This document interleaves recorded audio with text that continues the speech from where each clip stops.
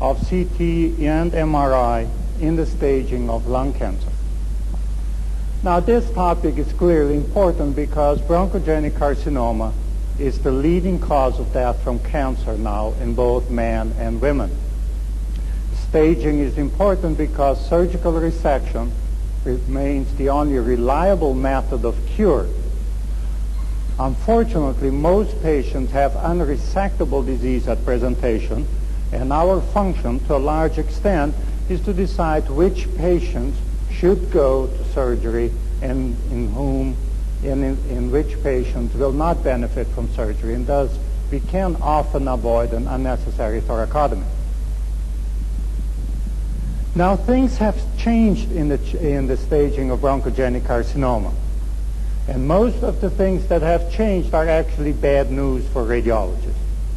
The first bad news is that there is a new staging system. Before, you could say, well, this is stage 3, it's unresectable. In the new staging system, several things have been modified, but from the radiologic point of view, the one thing that we have to be aware of is that stage 3 is now classified into stage 3A, surgically resectable disease, and stage 3B, non-resectable disease. And I'll be presenting some of these aspects and subdivisions as I go along. Now, when we're looking at the staging of lung cancer, we'll be looking at mediastinal lymph nodes, invasion of the mediastinum, invasion of the chest wall, and obviously in practice we look at distal metastasis, although in this talk I won't be dealing much with that. Let's first look at mediastinal node staging.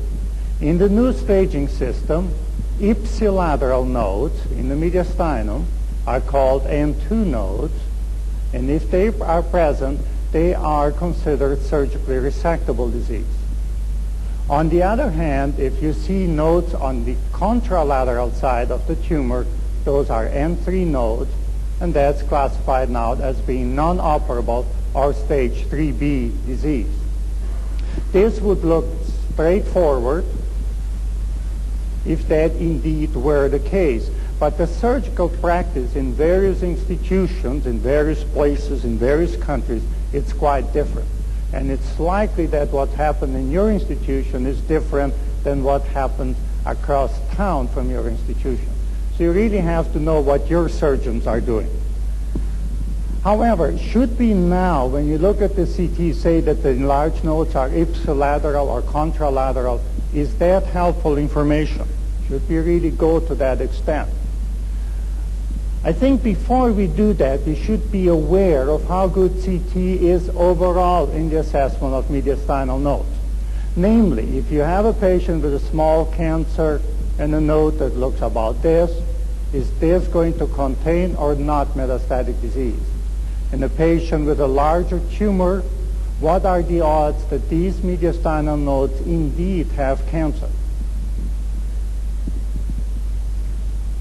A few years ago, we did a study, and at that time we reviewed the literature. And it's quite interesting when you review the literature, you get pretty much what you want. If you review the radiologic literature of 3-4 years ago, you'll see that overall CT has a sensitivity ranging from 80 to 95% in detecting mediastinal nodal metastasis in cancer. And this sensitivity overall was very little different whether they looked at which node site they use as their cutoff criterion. Here they use 5 millimeters, others use 15 millimeters. Others, rather than using the long axis of the node as you see it, normally the node as you see it is a bit of it's an egg shape, so you can use the long axis or the short axis. Whatever they use, they got a high sensitivity. Radiologic literature. If you looked at the surgical or clinical literature, the sensitivity of CT, no matter what node size they use, was much lower, 50-60%. And the surgeons claim that their method of assessing the mediastinum, namely mediastinoscopy, was much better and claimed that CT had no role to play. Now, we are in the situation in Canada in which everybody gets mediastinoscopy. So what we decided at that time was to compare CT with the surgical staging using mediastinoscopy. And also, they routinely do anterior mediastinotomy in left upper lobe tumors. When we looked at those 150 patients, all of which had mediastinoscopy, and in whom, when the mediastinoscopy was negative, sampling of or removal of all accessible nodes was made at thoracotomy, we came up with some interesting results at that time. Because several people had used different nodal size criteria, we looked at them all. Long axis 5, 10, 15, short axis 10. We went one step further at that stage. We not only looked at whether the nodes were enlarged, but we decided how accurate can you be when you're trying to guess which particular nodal station is involved. And this is easily done by using a map of the American Thoracic Society, in which you simply say, well, nodes in this region are called 4R, lower down they're called 10R, and so forth. This map was also used by the surgeons and the pathologists, so we could correlate quite closely nodal station with nodal station at surgery. The results are, in a way, what you would have expected. If you use a very small node size cutoff, namely you call all nodes greater than 5 millimeters in diameter abnormal, we had a very high sensitivity, 95%. However, most patients have nodes this size, whether they're normal or abnormal, so the specificity using this cutoff is so low, 23%, that it turns out to be a waste of time. If you use a larger number, let's say greater than 15 millimeters, to give you a very high specificity, the sensitivity is very low, 61%. Notice that the long axis of 15 millimeters had the same value as a short axis of 10 millimeters, both sensitivity and specificity. If you use a long axis of 10 millimeters, the sensitivity was around 80%, 79% to be exact. This sensitivity was identical to that of mediastinoscopy. So that's at least one positive point. How badly we do is pretty much as badly as the surgeons do with a much more invasive procedure. However, of course, our specificity is lower, because when you go in surgically, the specificity is 100%. So the true sensitivity looking overall at mediastinal nodes is in the order of 80%. Therefore, I don't think anybody now is surprised that if you have a large tumor and an enlarged node, that this node may not contain, as it did not contain tumor. This is just a hyperplastic node.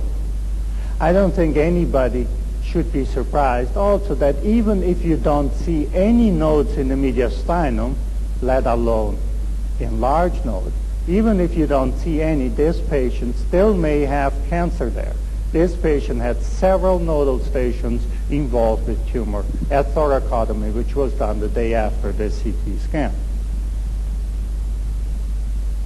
However, we also have to realize that even if we see some nodes, those may not be the ones that contain tumor. These nodes had no tumor at mediastinoscopy. A tumor was present in a node in the aortopulmonary window, which we can't even see on the CT scan. So when we went and we said, how sensitive are we in actually guessing the nodal station involved, the sensitivity of CT using 10 millimeters fell down to 56%. Now just remember, 56%, not very good. How well does MR do? Well, initially it was thought that MR might do better, but in reality it doesn't really do better in the assessment of mediastinal nodes. To be sure, you can see the nodes very well. You can play around and get beautiful images and demonstrate the nodes. However, both the CT and MRI rely exclusively on node size. So clearly they're going to have a similar accuracy.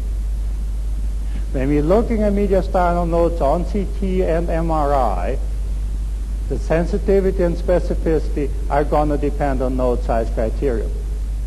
And the best sensitivity that you can expect using 10 millimeter long axis is about 80%, short axis is about 60%, if you don't bother with specific nodal stations. In a recent study which just came out in the last issue of Radiology, in which some people you may know, did a large study comparing CT and MRI mediastinal nodes. Looking at nodal station, they found a sensitivity in the order of 50%, specificity in the order of 60–70%. So I think the data now is quite convincing that CT and MRI have a relatively low sensitivity in the assessment of mediastinal nodal metastasis. A normal CT does not rule out nodal involvement, and an abnormal CT clearly does not prove it is there. The other aspect that we look in the staging of lung cancer is mediastinal invasion. Now, if the tumor invades the mediastinal pleura and the pericardium, that is surgically resectable stage 3A disease. Only if there is involvement of the heart, great vessels, trachea, or esophagus is that considered unresectable disease. Clearly, when we see a case like this with extensive tumor in the mediastinum, encasement of the pulmonary artery, similar situation this time on the left, if we see something like this, we can say this is clearly unresectable disease, and as long as you have the histology for treatment purposes, that's all you need. No further staging is really required. But these are exceptional cases. If we have a tumor like this patient had, in which we have lost the definition with the mediastinum, in which it actually seems to be extending into the mediastinum, we have to be aware of the fact that this may indeed still be surgically resectable as it was. The surgical specimen in this patient cut in the same plane as the CT scan shows this tumor, and also demonstrate that this involvement was only pericardium. It did not actually invade the mediastinum. It was totally resectable. This is 1986. The patient is still alive. On the other hand, clearly if there is invasion of the pericardium, that is going to be much more extensive surgical intervention. So we have to alert the surgeon that the tumor may indeed be invading the pericardium so that they may be prepared for that kind of procedure and make sure that the patient can tolerate such a procedure.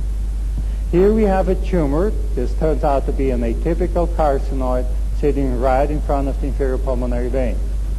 Now, at surgery, this tumor had invaded the pericardium. It was surgically resectable, but the surgeon would have appreciated if we had forewarned them about this, or the possibility of that.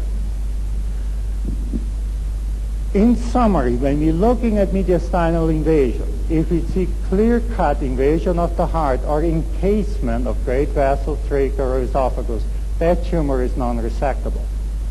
On the other hand, the tumor is probably resectable if it abuts the mediastinum but has less than 3 centimeter contact with the mediastinum, or less than 90-degree contact with the aorta, or if you see a fat plane between the tumor and the mediastinal structure.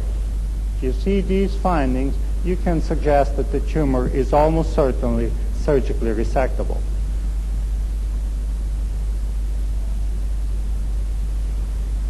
The data in the literature suggests that MRI is superior to CT in the assessment of vascular involvement. I think that is fairly clear-cut. In the same study by Rick Webb, they found that when assessing mediastinal invasion, MRI was more accurate to CT. This was barely statistically significant, but again, you have to look at the number of patients in whom mediastinal invasion was a consideration. So if you have a suspicion of mediastinal invasion, I think MRI becomes the next step, a complementary step to CT scanning. What about chest wall invasion? Chest wall invasion is now considered stage 3A resectable disease, and the surgeons may remove 5, 6, 7 ribs. They don't really care how many. They can deal with that very easily. It's only if there is extensive destruction of a vertebral body or clearly invasion of the spinal canal that the patient is considered to have non-operable chest wall invasion.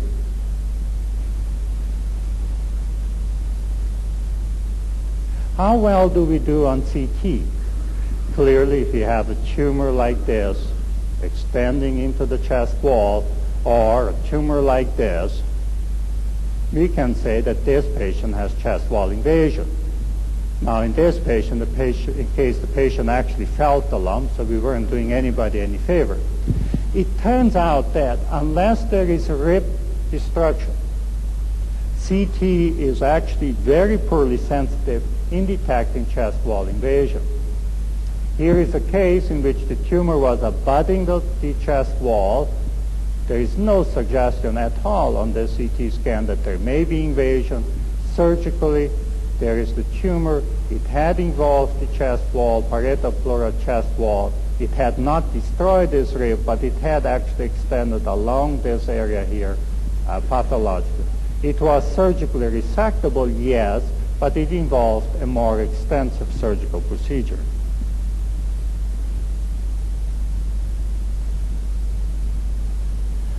Just because the CT is poorly sensitive in detecting chest wall invasion doesn't mean we shouldn't try our best to improve our sensitivity. Here is a conventional CT, a large tumor. Is this rib involved or isn't it? A high-resolution CT through this area clearly shows rib involvement.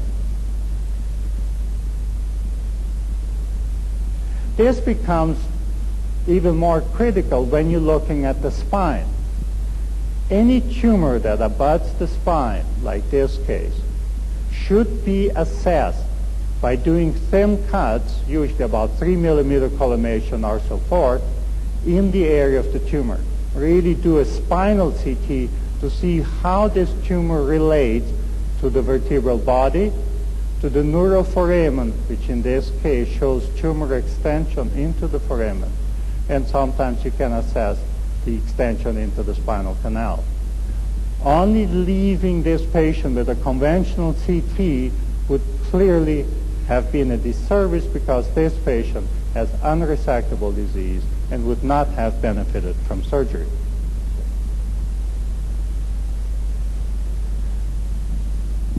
Now, how does MRI compare with CT in the assessment of chest wall invasion? In the same study by Rick Webb, when they did the ROC analysis, just a fancy statistical analysis, they found no difference of MRI in CT statistically. But I think the problem here is really the small number of patients. There are clearly studies out in the literature by McLeod and others which have shown that if you're assessing chest wall invasion, particularly if you're looking at superior sulcus tumors, MRI is clearly superior to CT. If you have a patient who has a superior sulcus tumor, I think MRI really should be used routinely in the assessment of those patients if you live as you do in wonderful medical country of the United States and don't have to deal with the health system of Canada. Now, Here is a case in which we see a superior sulcus tumor on MRI, and there is no way that you would be able to assess the extent of tumor, its relationship to the vertebral body, in this case destroyed, spinal cord, on CT as well as you do an MR. By doing MRI, particularly if you start doing thinner cuts, 5 millimeter thick, using appropriate surface coils, you can get exquisite detail of the tumor extension, both in the coronal and in the sagittal planes. This is another patient showing more extensive tumor involvement.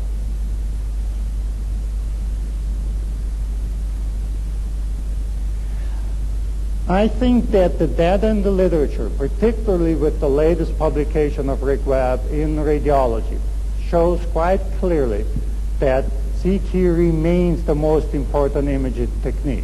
It is more readily available, it is cheaper, and it clearly shows the parenchymal detail much better. However, if the patient has a tumor and you're looking for possible assessment of mediastinal invasion, or if you're dealing with a patient with superior sulcus tumor, I think MRI is clearly superior to CT in the assessment of those patients. What about the assessment of distal metastasis? The preliminary data with MRI were quite positive that you could distinguish adrenal adenomas readily from metastasis, but that data, those data really haven't been confirmed. And neither CT nor MRI can make a definitive diagnosis. And usually, if you have a doubt, you just put a needle into and solve the problem. I think that MRI is more accurate to CT, but unfortunately, it cannot make a definitive diagnosis. In the brain, I think MRI in the United States has replaced CT. It hasn't done that in Canada, probably never will. So in summary, when we're looking at this excuse me, staging of lung cancer, the news is not very good. The sensitivity of CT in the assessment of mediastinal nodes is very poor. Unfortunately, it's still the best modality that we have, and it compares favorably even with more invasive staging like mediastinoscopy. So I don't think we're going to give up on doing CT and in doing MRI. But we should be aware that the sensitivities of 90% previously reported are really a dream. We're really down to 70, 80%. Thank you.